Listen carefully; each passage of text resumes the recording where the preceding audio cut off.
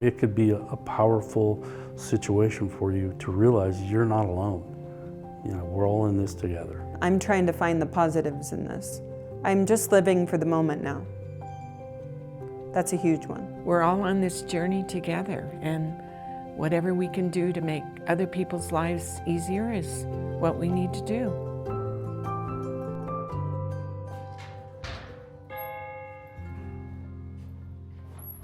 So pre-stroke, you know, I was pretty fun. I joked around a lot. I was a pretty relaxed dude and very, you know, very sociable. At the time that I had my stroke, I woke up, and the second I sat up, I just started, you know, whoa, what is going on here? I picked up my phone and I called my son.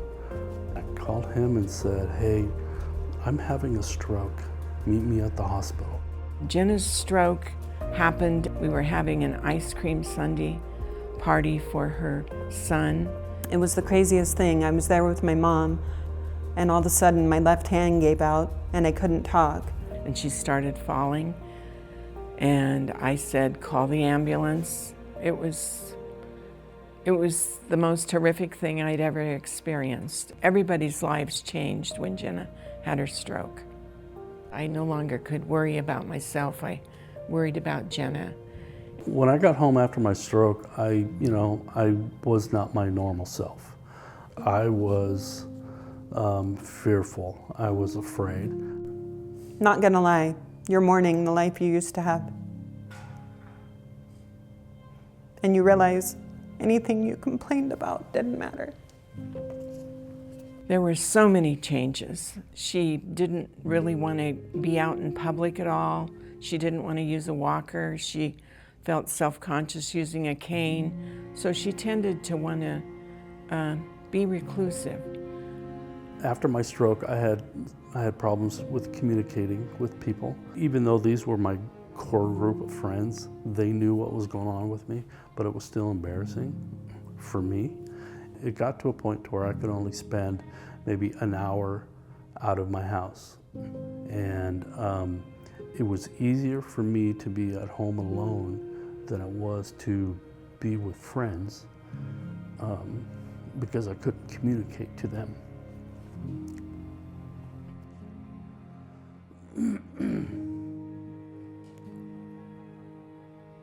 Jenna was very depressed, and I knew she needed someone to talk to.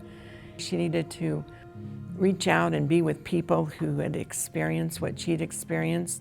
Hanging out with my friends who have had strokes, they have similar situations. So those people, we could all talk. It got to a point to where it's like, okay, we need to, you know, form a support group. If we three are having an issue, there's got to be more people in this town that are. I talked to Dr. Decker, who's the director of the Wellness Center, and I kind of, you know, hey, you need to start a stroke group. And then he, you know, pretty much said, you know, you have a passion for this. Would you facilitate it? Hey, Jenna. Hey. The first time I went, I was very excited because it's good to network and just talk to people and have someone say that it's not always going to be this way. It's kind of like when you find your people.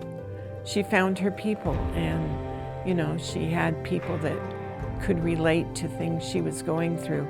It was something the community needed desperately, and I needed desperately, and my daughter needed desperately. I think it gives people hope. It gives people information. It's good for Mom to come. It's good for her to be a part of this and everybody being able to talk. I think it just really helps her to see other people going through this and knowing that it's hard. When you have an understanding or a feeling that somebody understands the path you were walking, it makes you stronger. It's fighting, it's practicing, never giving up. She keeps going, and some days I have to prod her a little, but we're not going to stop. We're going to get there.